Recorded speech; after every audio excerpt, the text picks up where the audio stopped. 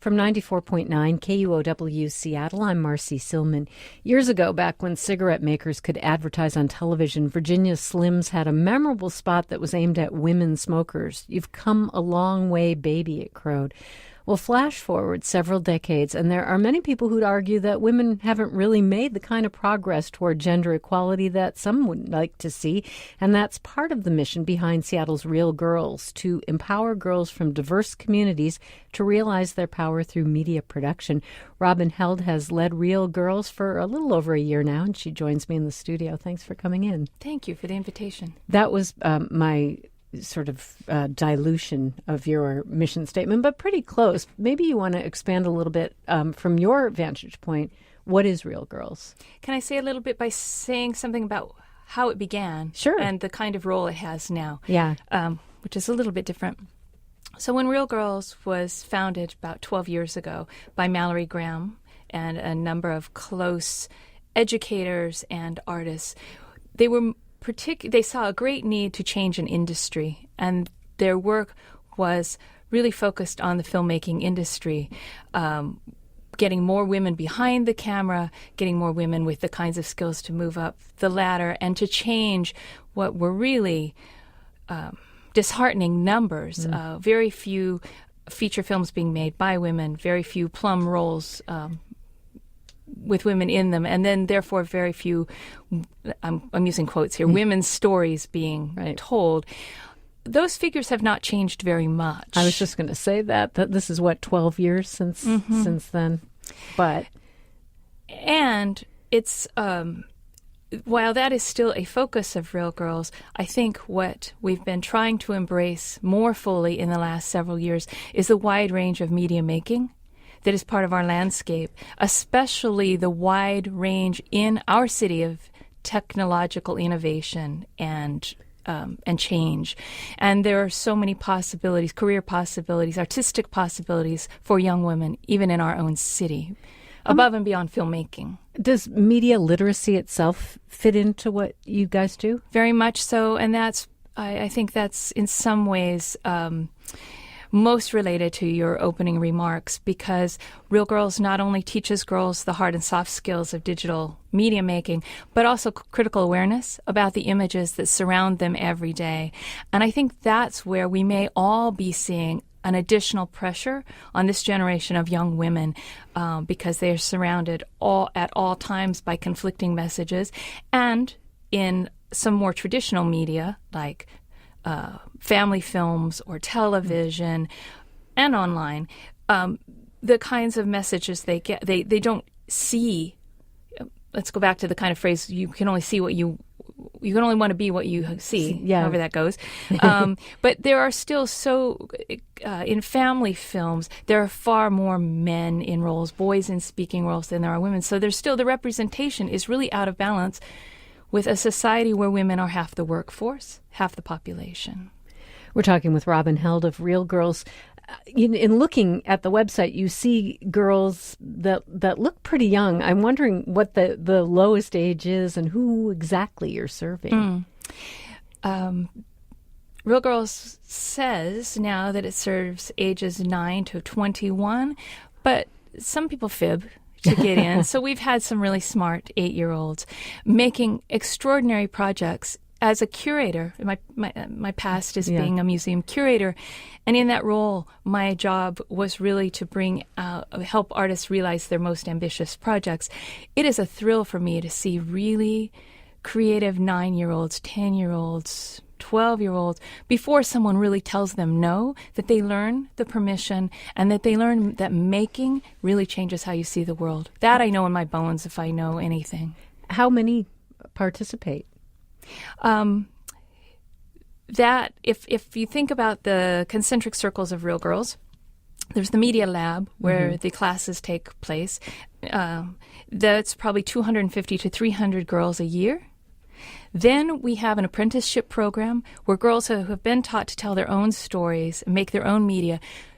It changes and they begin to learn to tell other organizations' stories. They begin to learn about other nonprofits or to tell stories of others. Then they move into something called Real Girls Productions, which is our production company. Wow. And there they work with female mentors to produce client videos. So that's really workforce development. We are an Adobe Youth Voices strategic partner, which is an international alliance of Adobe Foundation. So all those things combined, we probably serve 1,700 to 2,000 youth, boys and girls, in the region. That's a pretty big population, and I bet there's more that want to come in and do this. I had read somewhere that Real Girls was the first program of its kind that was aimed at young women. Is that true? It was.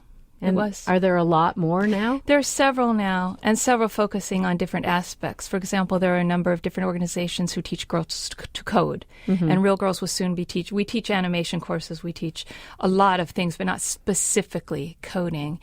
There are those who focus on filmmaking. There are those who have different, what am I looking for? Different aspects, whether it's social justice, or whether it's storytelling, or whether it's media activism, or if it's experimental art making. I would say Real Girls has tracks in all those things. So the mentors, are there enough women to have a sole female mentorship?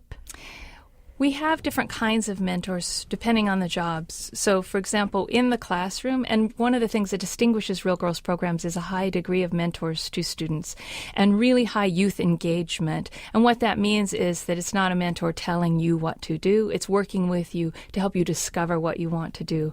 Those are often educators. As we move up that chain to the apprenticeship program and into Real Girls Productions, there are women with different skills and then mixed teams.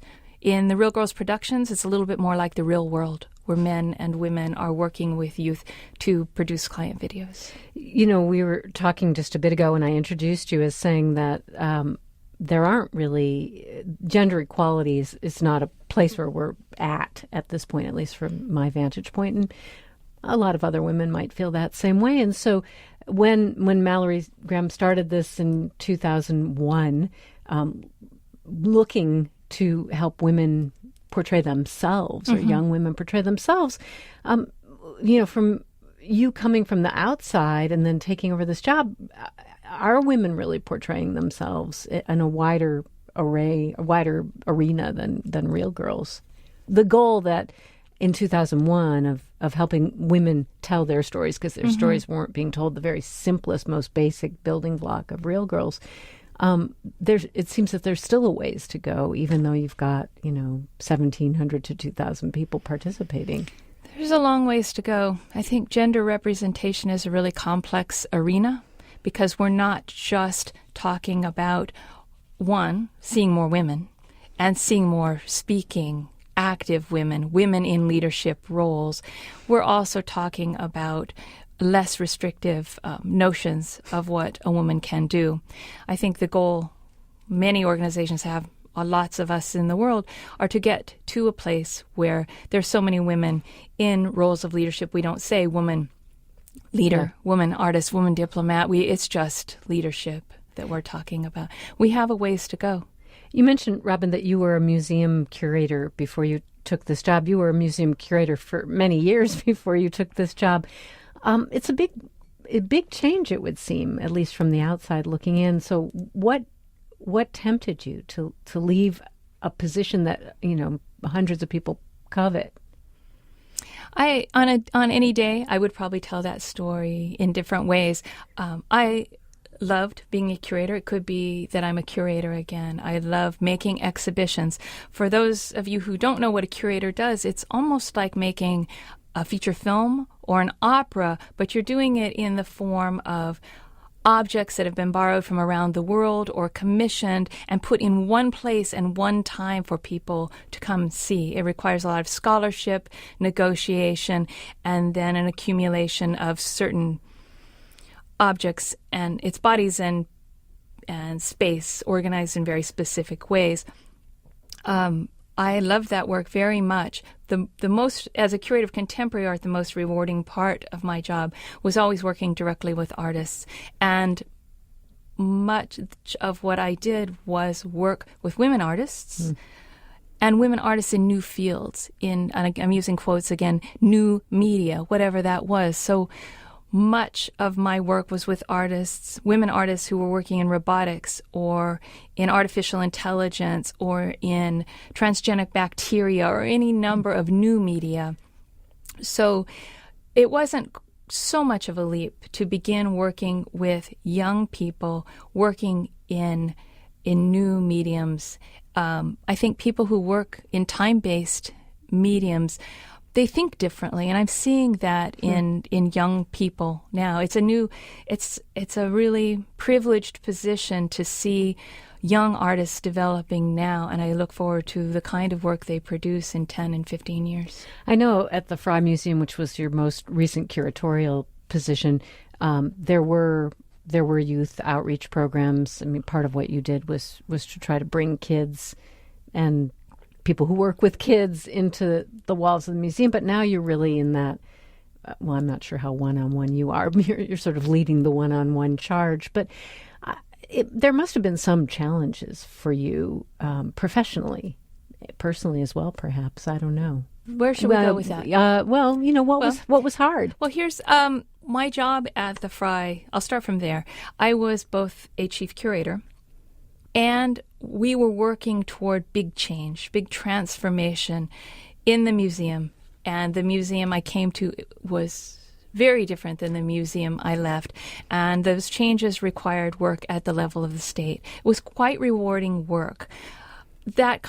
So moving to Real Grrls was, in a way, acknowledging a different kind of transformation that was possible out in the world, transforming Real Grrls from an excellent idea and a very strong foundation to an organization that can steward this work with agility and flexibility and strength into the future, because these issues are not going away. That's a big part of my job. And that was the challenge, too, following a founder and building the next, almost the first floor, making the first floor strong enough to support the second floor and beyond. So ultimately, in your view, there is a mission statement on the website, which I paraphrase, but where do you see Real Grrls in 5 years or 10 years?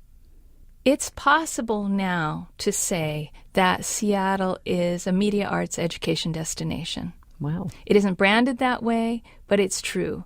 Everyone's not talking to each other, but it's true. I look forward to Real Grrls being at the center of that kind of destination, branded very clearly, because this is where the first PhD program in new media was produced. This is MCDM, there's DX Arts, there are film schools, there's all kinds of technological innovation and creativity. And I want Real Grrls as part of that conversation.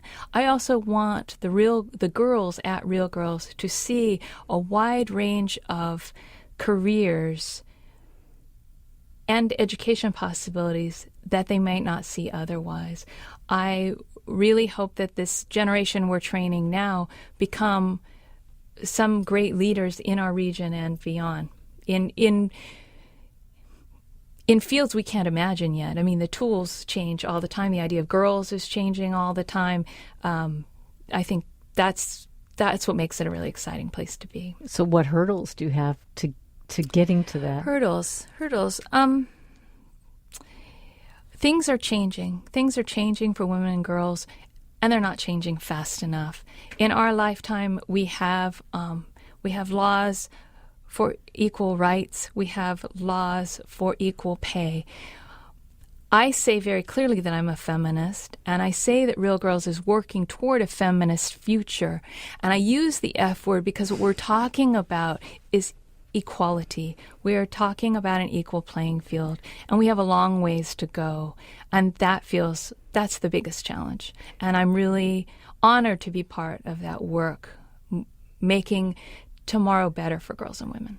So on the practical level, I know during the school year, this is an after-school event, but we're talking in the midst of a heat wave, so it's summertime, and you guys have camps and and abundant programs. And I wondered if anybody listening to this all of a sudden, sits up from the couch and says, I want to do that, if it's even possible for them this summer. It is still possible.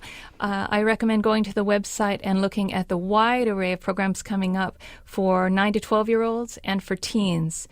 And if you don't get up off the couch really quickly, there are some other exciting opportunities to learn more about Real Grrls this summer. Real Grrls will have a very large presence at Bumbershoot in the Northwest rooms, and that would be the very best place to come see. We'll have performance and video and all kinds of new work, new media, and lots of good times. Robin, you are somebody I think of as all-knowing and competent, but something must have really surprised you about Real Grrls when you took over, and I'm wondering what that was.